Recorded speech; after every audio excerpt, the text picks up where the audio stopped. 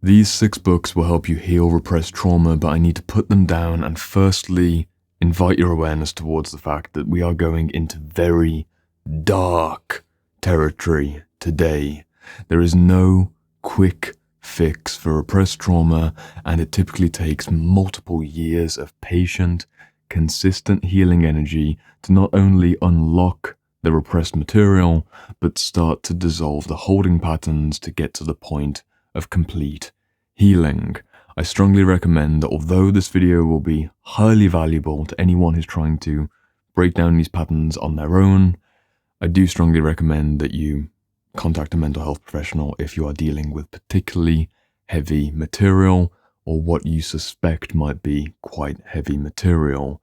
Today we're going to be exploring what I believe to be a representative sample of a variety of different psychological approaches to this question of repression and suppressed memories, suppressed pain, traumatic holding patterns, and roughly speaking, the trauma healing space.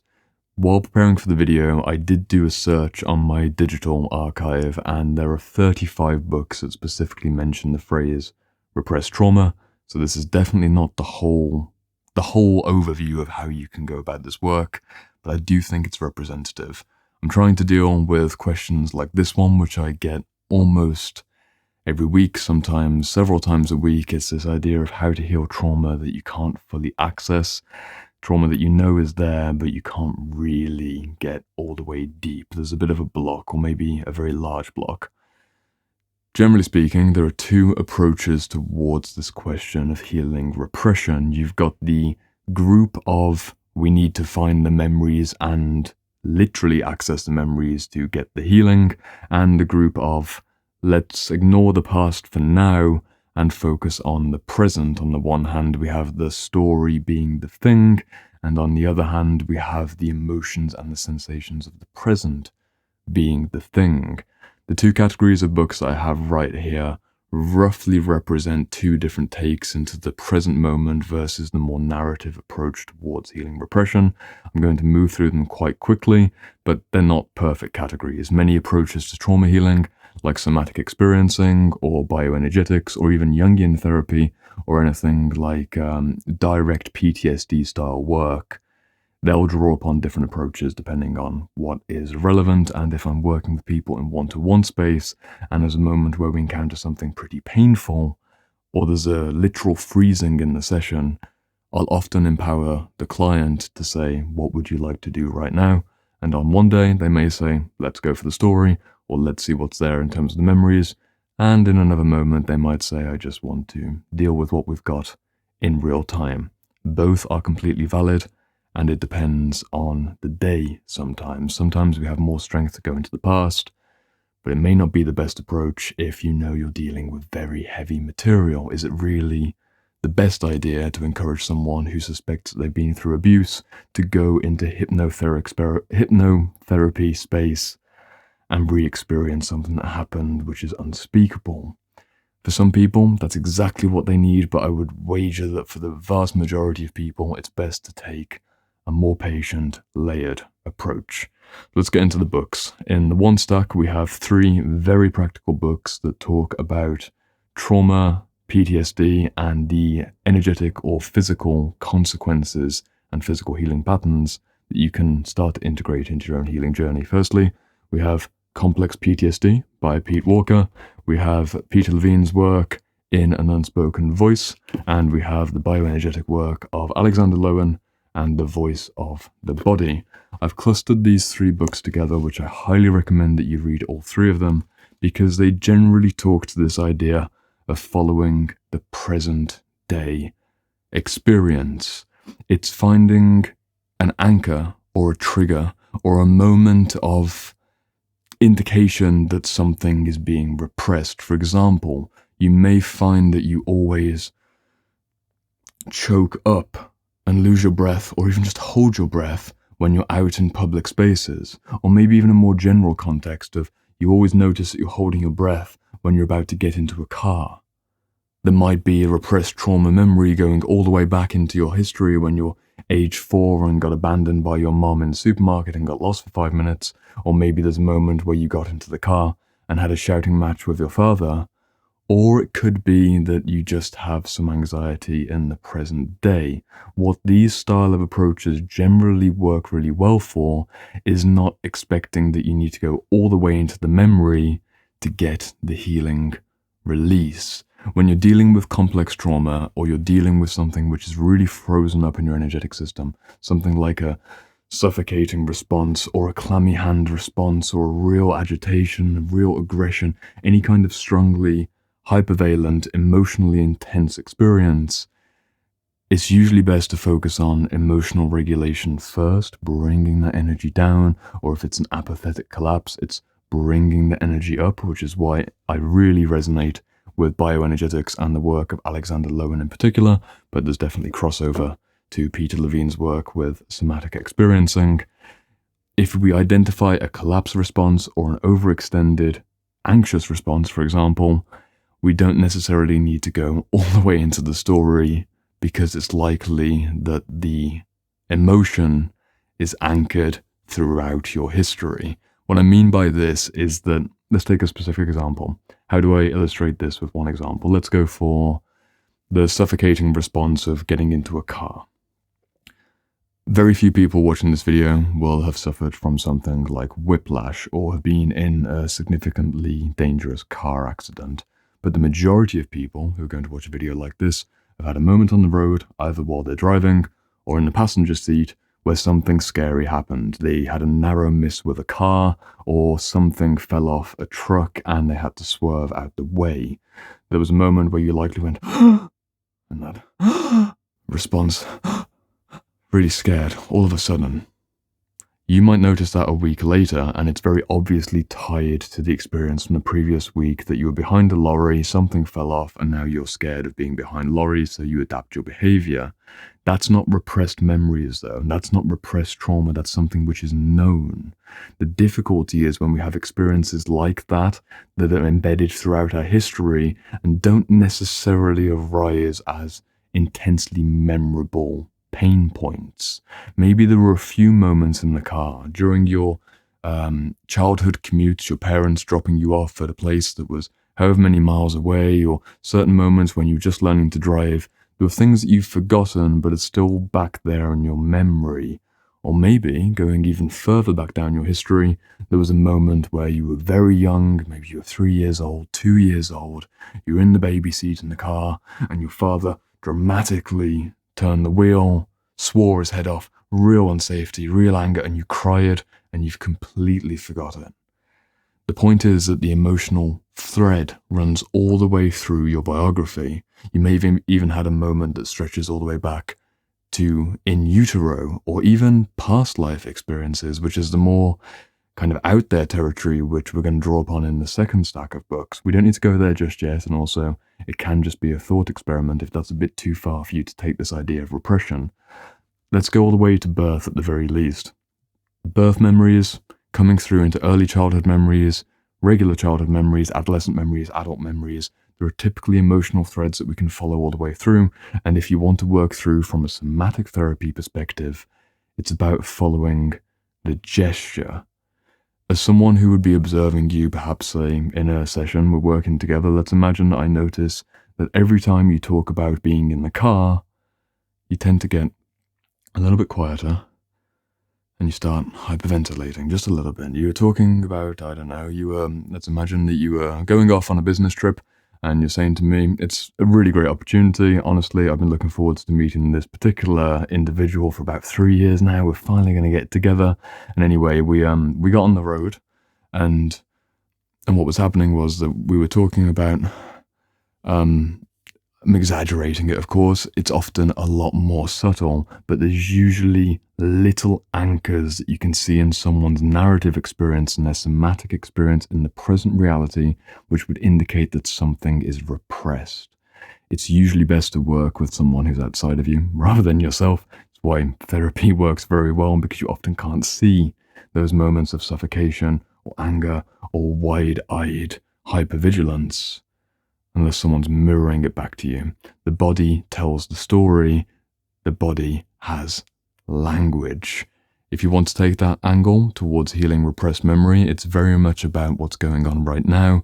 There might be a narrative that comes up, but Peter Levine, in an unspoken voice, would argue that often you don't even need the story. Sometimes it's enough just to heal the gesture itself, to realize that every time you mention the word road or car or driving, suddenly it gets really tight. Oh, I don't know why that happens, but it's gone. Okay. I have some kind of pattern, probably some kind of repressed trauma around being in the car or being on the road. I'm going to keep working with this in real time, and maybe the memories will come up, but I don't actually need all of that. I'm just going to work with what I've got. That's the approach of the real time forgetting the past, but let's go into an alternative take on this question of repressed trauma. We've got a book, namely about dissociation. We've got Trauma and the Soul by Donald Kalsched. This is one of the highest level, most engaging and well-written Jungian takes on the concept of dissociative soul loss and the protection mechanism which happens when a young person or a vulnerable adult is thrown into a situation which is far too emotionally vulnerable for them. And from the Jungian take, the more symbolic, more out there take, the soul leaves the body to stay safe. There's a certain part of us, maybe just a psychological compartmentalization, if you don't want to go into more of the spiritual woo-woo territory, there's a certain part of psychological canalization, going down a certain trench, making a certain lane, and then defending that territory and making like an encampment somewhere deep inside your mind, so that even if the flood rises, you've built yourself on a hill. That's the dissociative response. You leave your body, you get up on the hill, you build a camp, and no matter what may happen in your psyche, or even what might happen to your body, tragically, often that's where a lot of trauma does happen, especially very abusive memories in childhood, no matter what's happening on down here, you're safe up there. It's going up to the overview perspective, and you look down, and this is what happens when someone's trapped in the dissociative response. They might realize that they're all the way back here, observing life as if they're a character in a video game or a movie and controlling the words that come out, but not really being in their heart, and a bit flighty, a bit spacey. Sometimes they just trail off. They're dissociative, and they haven't got the contact with their body because their body doesn't feel like a safe, loving, and encouraging place to exist. So the repressed trauma work for them, if they want to go down this angle, is finding the moments through guided meditation or guided therapy or in-session conversation where they find those moments when they left. For them, it's about finding the moment when the flood washed through or when the pain was so much that they had to leave. Often I'm going to put these books down for a moment, to continue on the dissociation for a few more minutes. Often what happens with dissociative individuals is that there is this series of small forgettable pains that are nonetheless encapsulated in a chronically unsafe environment. This is the family home where there's always shouting. This is the schoolyard where there's constant bullying. It's the low-grade, chronic agony. So the natural thing to do, firstly, you become a talking head on a stick. You exist just from here going upwards, and you just become a mind and an identity, and then progressively you leave the head altogether. Sometimes people have very exaggerated responses. They either get very, very skinny and unwell, or they get very large and become equally unwell. These intense bodily reactions, but they don't necessarily experience it too much because their identity is all the way out here. The repression is keeping them stuck. But if they can go back into that space and access the moment when the flood poured in or when the strike landed on their body, they can start to apply maybe some of the principles from the previous stack, the somatic therapy, the working through the safety making, emotional regulation kind of techniques to get into a little bit more of a safe relationship with their body and progressively come down from that hill, walk down into the previously flooded territory, and see if they can plant a few seeds that might grow from a fertile new beginning. Going a bit off there with the metaphor, but I can't resist adding a bit of hopeful energy in on a video like this. Often people who have repressed trauma feel like the darkness is forever. They feel like the floodwaters came in, ruined their identity, collapsed all the structures, and it's just rubble and ruin. And although that may have happened in the past, there's definitely a clear-up effort that can happen in the same way that human societies recover from earthquakes and floods and hurricanes and tornadoes and forest fires. We can do that as individuals. Reading a book like Trauma and the Soul will give you a high-level take on how to reverse that dissociative trend and a bit of optimism about why that happened in the first place. If we want to go back even further in time or towards truly repressed territory, we're going to need to look at the trauma of birth. I think this book was published in 1911, Otto Rank, 1993 reprint, and it was first published in... Well, Otto Rank was 1884, and that's when he was born. I think it was 1911. Anyway, the point is, this is over 100 years old. Otto Rank is one of the forgotten psychologists that was coming out, working in the same era as Freud and Jung and Alfred Adler, and it's the entry point into prenatal psychology and embryology. If you're someone who had a traumatic birth, let's say you had an emergency cesarean, or unfortunately for maybe even one or two people who watched this video, maybe your mother died in childbirth. That kind of experience, traumatic to the core, but completely repressed beyond our memory, of course. If you are without a mother, you have very clear imprints that you didn't have that parental figure in your life. It's hard to say. I'm shifting around a little bit because some people do feel that. I'm always feeling it coming through. That absence, that feeling of unresolved grief, that feeling of the pain which can't quite be placed, it sometimes goes back to the earliest memories. If you study things like embryology and prenatal psychology, you'll come across a whole variety of research that shows how trauma can happen within the womb. It can happen in utero. If a mother or a father are arguing against each other, or maybe the mother's drinking and smoking, or even over-caffeinating, there's a traumatic dysregulation which affects the baby, which is why we have the very common sense advice of don't drink when you're pregnant, and definitely don't smoke when you're pregnant, but also the emotional reality that the baby starts to attune to based on the mother's anxiety because the father is either out of the picture or too intense or abusive or whatever might have been happening while you were inside the womb. That's going to affect you in a deeply repressed way. For myself personally, I was an emergency cesarean after 22 or 23 hours of labor, and through the work that I've done around my own birth trauma, I've realized that there's a variety of very particular patterns related to taking up space and needing to struggle to get air, needing to struggle to put myself out there, that could be tied back to the birth moment. It's quite the rabbit hole to go down. It's not necessarily the place I recommend you begin with. The reason I started with that stack of 3 very practical, very somatic therapy books is that's a lot more accessible and often a lot more practical. But once you've dealt with that kind of material, you're going into dissociative space, symbolically speaking, with something like Trauma and the Soul. You're then going to go into the birth memories and maybe unlock some of that prenatal awareness. And if you're open to it and into this kind of stuff, you may want to go even earlier than that. This is where we get into past life therapy with Roger Walger and what I believe to be the best book dealing with past life therapy as a particular form of transpersonal self-healing technique.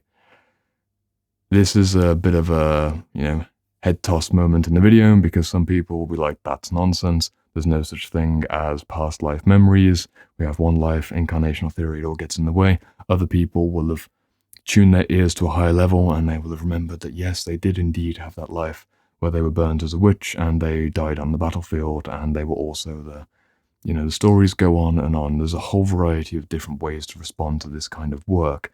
The important principle is that the past life therapist works very similarly to a hypnotherapist, and if you want to deliteralize it, what happens in the moment of relaxing into that vision and following the therapist's guidance of, let's see where you go. Imagine yourself in a field, and it's a field from the past, a place from a previous life. What comes up? And you might imagine, okay, I'm in a grassy meadow. There's a very tall grass everywhere, and I can see that there's a mountain in the distance, but it's it's not an optimistic feeling, it's kind of a looming threat, and I can hear shouting in the back, and it's like there's dogs. There's definitely dogs there, and I think I'm being attacked by a hunting party. I'm playing around, I'm not actually doing something there for the sake of theatrical example making. That's something that might happen in a past life therapy session. What's important is the element of psychological truth, not literal truth. You can be literal about the past life reincarnational theories, but if you're looking for healing in particular, you can take something like the pack of dogs and the angry huntsmen from the 14th century who are chasing you through the Bavarian fields because you are indeed part of the German witch hunt trials. You could take a memory like that, or you could take a visualization like that and assess it for the psychological truth, which is you feel like you're always being persecuted and you feel like you're never going to be able to get away. And you can link that back to a feeling of maybe being in utero, where there was always toxins coming in from your mother who ate way too much sugar and drank beyond a healthy, moderate limit. Of course, a pregnant woman should probably drink nothing, but let's imagine she was drinking and consuming sugar. You were always being attacked by all of that extra toxins and attacked by the feeling of anxiety and persecuted and chased by your father's anger that you were perceiving out there in the world. And then there's a memory from when you were 8 and you were bullied in the schoolyard and you were being chased through, and a memory on the road where you swerved out the way of a dangerous driver and they started tailgating you when you were just learning to drive. This is where we come back full circle in the video, that it doesn't really matter the entry point. What matters is the emotional thread and the psychological truth which you're exploring. If you feel particularly drawn towards past life therapy, that's for you to go into. I recommend going with the physical, the literal, and the material, and not getting too complex. If you're dealing with something that is like complex trauma, let's just keep one side of complexity to begin with. But the idea of drawing out different memories and the different perspectives, archetypal, symbolic, literal, energetic, somatic, and everywhere in between, that's how you start to heal repressed trauma. I've given a smorgasbord of opportunities for a video like this. Again, there's 35 books in my digital reread archive that bring up results for repressed trauma. I could really recommend all of them and probably do a 4-hour video. That's kind of what I'm doing with this whole series, but over 500 videos. For the sake of immediate action, I recommend you grab at least 3 of these books. 2 books out of this stack, again, I'll hold them up. The Voice of the Body by Alexander Lowen, highly recommended. In an Unspoken Voice by Peter Levine, highly recommended. And, right there, Complex PTSD by Pete Walker, also highly recommended. Go for 2 of those out of the 3, and then pick a wild card from this selection. Trauma in the Soul, Trauma of Birth, and Other Lives, Other Selves. You will give yourself a pretty good toolkit and a good medikit to apply bandages to your own wounds. But once more, go to a licensed, qualified, experienced professional if you want deeper support in places that are often quite difficult to resolve when you're inside the experience. That's why we have beautiful therapeutic opportunities. You can go quite far on your own, and there's a certain number of people that can go almost all the way on their own, but we're relational beings, and often trauma almost always occurs in a relational context. It's us with another, us with a group, i.e. the dog's chasing us, the bullies at the schoolyard, the drunk driver who's chasing us. Relational traumas require relational healing. You can relate to a book and deeply engage in the exercises yourself, but there might be a moment where you should seek professional support if you need it, and that's going to be exactly the next step for you. I hope at the very least that this has given you some opportunities to think about, and importantly again, please buy 3 of the books. I'm not sure how deep I can go on a video like this while keeping it general, but also narrow. I may not have touched upon your particular areas of sensitivity or anxiety in regards to certain things that may or may not have happened in the past. But again, that's why you work one-to-one with someone, or read the books and reflect in your own time. I've done what I can in this video. If you're interested in more videos like this, I have a channel with over 100 of them, and this is the next one. I'll see you over there.